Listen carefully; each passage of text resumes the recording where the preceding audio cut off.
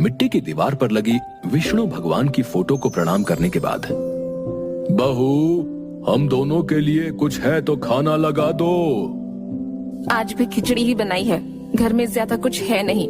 आते हुए कुछ हो पाए तो सब्जी लेते आना। ठीक है, कोशिश करूंगा। पिता और बेटा मिट्टी के फर्श पर खाने के लिए बैठते हैं और बहू दोनों को थाली में खिचड़ी परोसती है। पिता हाथ जोड़कर प्रणाम करते हुए, पता नहीं नारायण, हम पे कब प्रसन्न होंगे और हमारी गरीबी दूर होगी। विष्णु लोक में शेषनाग पर बैठे भगवान विष्णु और माता लक्ष्मी मंद मंद मुस्कुराते हुए, नारद मुनि हाथ में वीणा लिए भगवान विष्णु के पास बढ़ते हुए, नारायण नारायण, हे प्रभु, ये परिवार वर्षों से आपकी पूजा करता आया है, आप इनके दुख दूर क्यों नहीं करते? कितने दुखी हैं बेचारे। भगवान विष्णु मुस्कुराते हुए, हे नारद, ऐसा इसलिए क्योंकि ये अभी इसके लिए तैयार नहीं है। यदि मैंने अभी इनके सामर्थ्य से अधिक दिया तो ये स्वयं को नुकसान पहुंचाएंगे या दूसरों को। जब ये तैयार होंगे, इन्हें इनकी परेशानियों से मुक्ति अवश्य मिलेगी।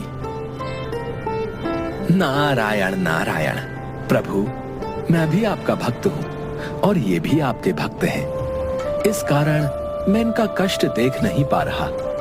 यदि आप अनुमति दें तो मैं इनकी सहायता करना चाहता हूँ। भगवान विष्णु मुस्कुराते हुए, यदि आपकी ये इच्छा है तो अवश्य करें। भगवान विष्णु और माता लक्ष्मी एक दूसरे को देखते हुए मंद मंद मुस्कुराते हैं। नारद मुनि झोपड़ी के दरवाजे पे साधु वेश में, नारायण नारायण, घर पे कोई है? जी बाबा, क्या सेवा करूं? कुछ भोजन के लिए है तो दे दो।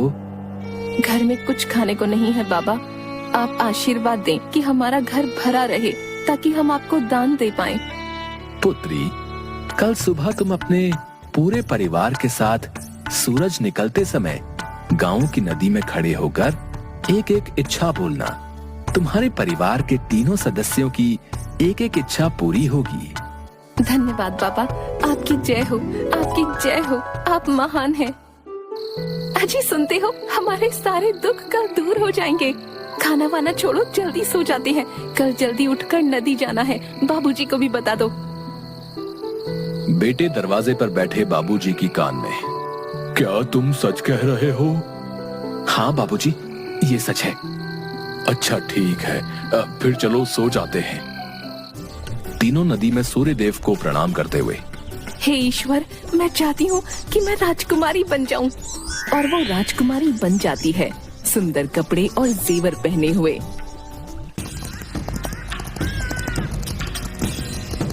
देवी, तुम कौन हो? मैं तुमसे विवाह करना चाहता हूँ। मुझे स्वीकार है। बेटा ये देखकर, हे ईश्वर, ये औरत अभी बूढ़ी और बीमार हो जाए, इसे कोढ़ हो जाए। ये क्या है? तुम कौन हो? उतर जाओ मेरे रथ से। बेटे की पत्नी रोते हुए रथ से उतर जाती है। हे ईश्वर, सब पहले सा जो जैसा था वैसा ही कर दे। और सब पहले जैसा हो जाता है। आकाश से नारद मुनि ये सब देखकर मुस्कुराते हुए, नारायण नारायण,